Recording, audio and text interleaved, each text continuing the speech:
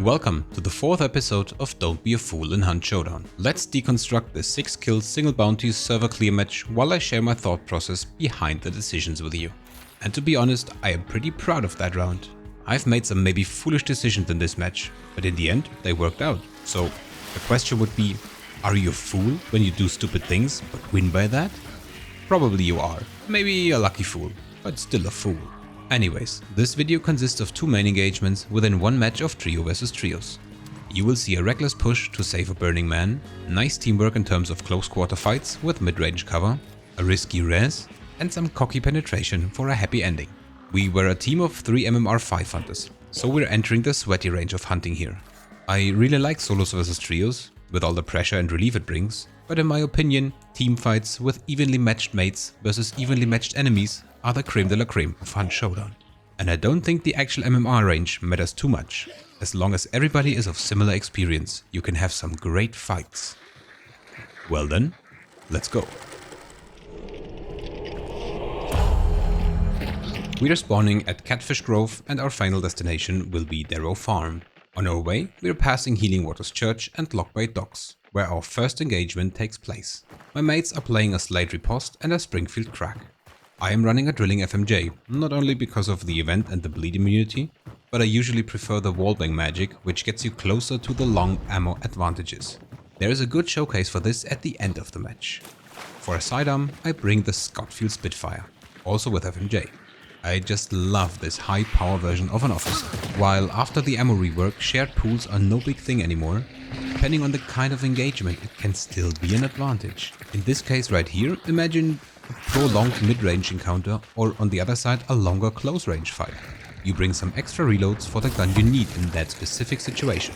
Resupplying is a bit harder. Either way, if I don't want to run an uppercut, I usually go for the Spitfire FMJ.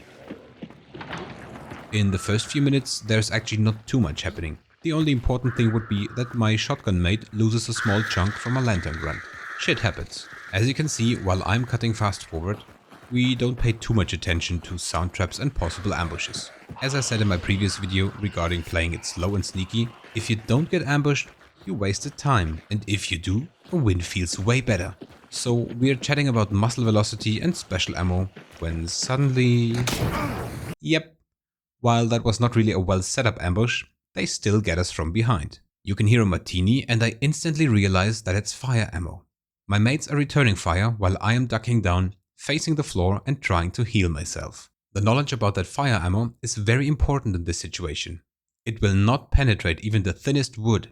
So I know, at least for that one shooter, I am safe behind that wooden fence, as long as I don't show my head.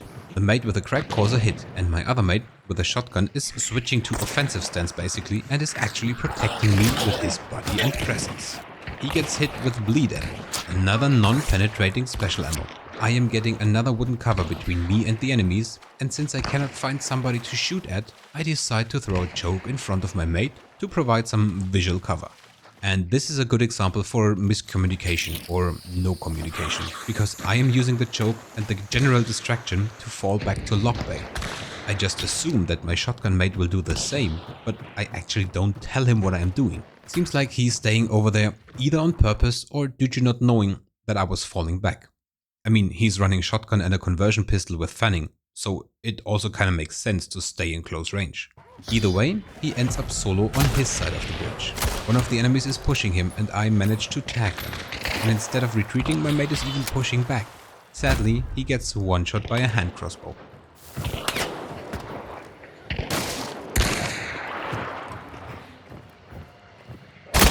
I play the eye for an eye and tag for a tag game with a martini in the bush, and then call for a flank towards the bridge.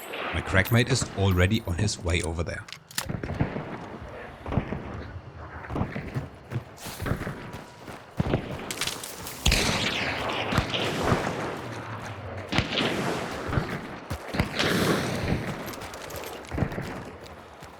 Almost at the bridge, I tag 2 people once and my mate is calling 2 tags as well. We could assume to have killed someone, but we don't hear a death scream. And we don't call a safe kill. In the debriefing we will see that we didn't kill anybody at this moment. After that little immolate intermezzo, I get another tag on that hill and you can see that they burn my dead mate. And this is a spicy situation we're in. The boss is already being banished and we are involved in a shooting without a chance for a bounty. So a red skulled mate is something I won't accept right now. Right after killing that armored, my partner pings to the left side of the bridge already. This is actually putting a lot of pressure on us. The tank on the left side is hopefully taking out that cowboy for a few moments.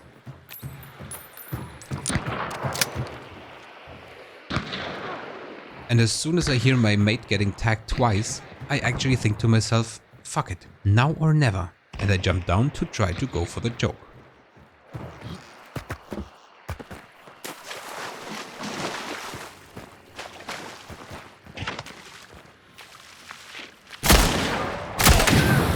Don't ask me how, but that headshot on the crossbow sheriff saved my ass. And I was pretty lucky that the martini didn't hit me.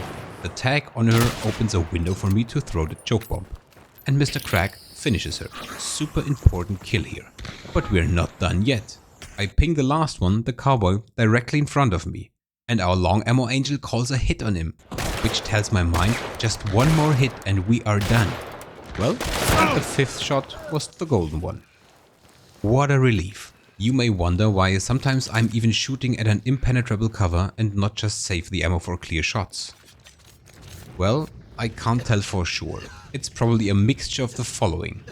Sometimes these trees are indeed penetrable, even though I think they need to be way thinner than this one. And somehow I kinda taught myself, maybe by playing shooters for so many years, that you should actually play as if there was no obstacle blocking your shots. Like pretend that there is no wall or tree in front. In the end, I don't think you should only shoot when you see the enemy, but actually not only pre-aim, but also pre-shoot to make up for the latency in any online game. Also, I'm actually not shooting that tree on purpose. It's rather something like missing the flick shots that should actually just slightly miss the tree in front of me. So I would call that a weird cocktail of pre-aim flick shot wannabe wallhack. If that doesn't make sense for you, just call it panic mode. Usually, in such a situation with a mate on his last bar, you would probably just leave the match. Well, sometimes you would also just go all in and see if you get lucky. But gladly, it's event time, and by looting the corpses we collect 2 event tokens and can go for a full heal at the supply point by using Remedy of the Demented Pact. As one of the partners already got Remedy, I can choose Death Pact with Witness, to get some intel on how many players we may face at the bounty.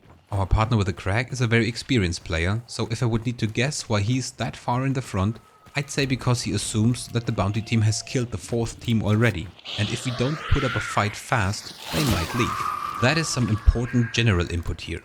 Being fast in this game is super essential. Not only circling other teams fast so they never really know where you are, but also sometimes leave lootable corpses behind, not checking a cash register spawn on the way, not going for the ammo resupply and so on. And actually win games. Sometimes not giving enemy players time to think, even if that means being not very well prepared yourself, can make or break a match. Even after 2000 hours in Hunt, I still need to wrap my head around this important game mechanic. This might be even good advice for real life, but that is not what we are here for, right? So let's jump to the Darrow fight. I am telling them that I brought Witness to get insights on how many might still be alive. And my mate tells me it's only the bounty team remaining. I don't know how he can be that sure, but let's just accept it. Since we don't like to run over the open field, we decide to hide away through the cornfield and reappear at the Port Rica side of Darrow. By the way, even in this scenario, stay friggin' away from red barrels. It only takes one foe with incendiary to make you suffer.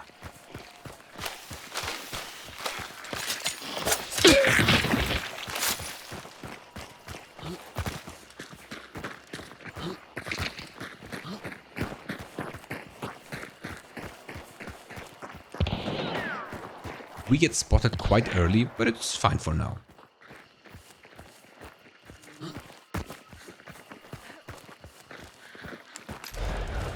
Death Pact value right there, a corpse to loot and resupply.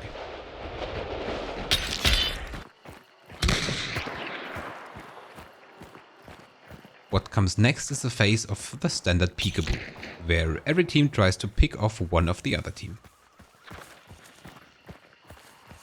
So I won't bore you with every detail here, but make sure to have a very detailed communication with your team in that phase. I think it would be a big fail to just peek and shoot on your own. Try to think out loud with your team.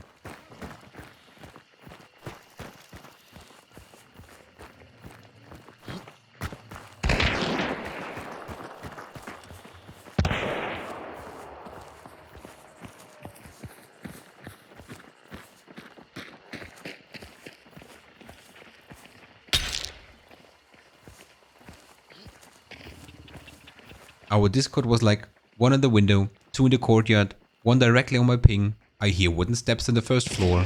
The shot came from the top left.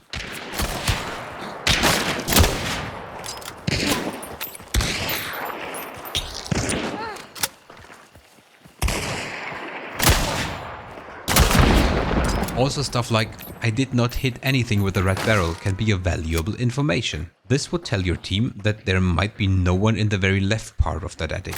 And maybe they are behind that hay ball cover in the center. Or maybe they dropped down the ladder. I don't know if there's a wrong and a right for this. And if you have a fixed, regular team, you will find a perfect way that fits you. I just usually try to only describe facts. I'm trying not to tell my mates what they should be doing. I just tell them what I see or know. This way they can use the information according to their own level of experience. Also try to keep the intel very short and distinct. I usually also let my mates know if I only shoot on a hunch and if it is a hit or not. Maybe that is too much info, but as long as they don't complain, I will continue.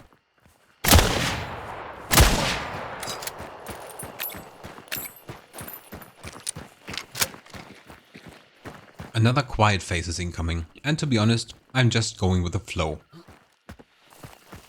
My mates are circling or flanking a bit, so I let them pull me with them. I think in the end, this is actually foolish behavior of me, because I'm not acting anymore, just reacting.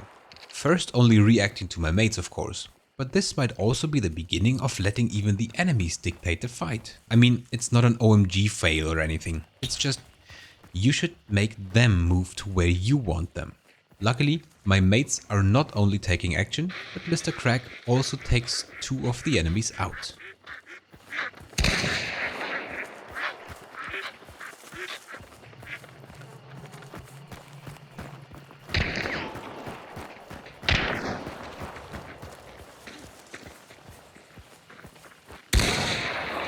And of course, this is the moment to push. Also with only 1 enemy down, you should probably push. Use the momentum when your enemies are still trying to understand what happened and need to reset their strategy. A frag bomb to either clear the left building or at least force them to make some loud steps so you can pin down their location. Another explosive to keep them on the run.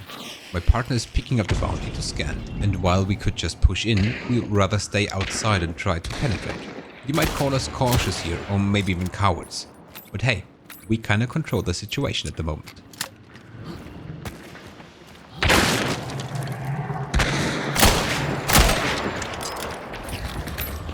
My mate with the shotgun goes in, but is actually not telling us that he's going to. So he kinda gives up the numbers advantage and takes a risk to play his loadout. Well, it didn't work out. The defender knows what she's doing. While I'm trying to approach and shooting on suspicion, my mate with a crack needs to get some ammo from the supply point. He was asking for ammo, but I didn't hear it due to focus and the ongoing fight. If I heard him, I would have dropped my ammo box, of course. It was actually not the smartest move of me to jump up and down in front of that house. We were definitely lacking good communication here. Luckily, she only threw a Molotov and I could dress my partner through the wall, thanks to the head glitch here. I can't tell if the rest distracted her or if she was just focusing on looking for a clear shot on me. But I shot the moving shadow first, and this is where the drilling shines. Double tap with FMJ, ignoring all that wood inside. We're actually cutting butter with a hot knife. A last scan confirms the server clear. 9 dead bodies. Let the looting feast begin. Okie doke. That wraps up this episode. And as usual, mission summary time is learning nuggets time. What should we take away from this match? Tell your mates what you're up to. Make loud and clear callouts or ask for help. Dare to push into the enemy's lines.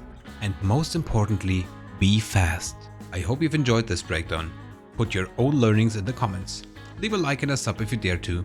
Thank you and bye bye.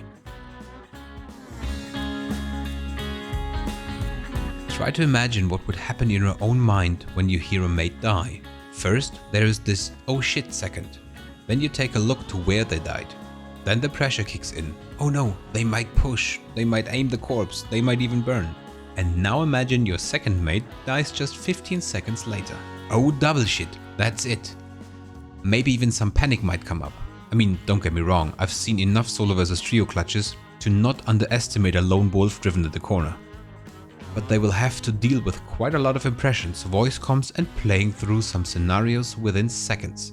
And now just imagine, while thinking about all this, you suddenly hear the steps of 3 people approaching you at the same time.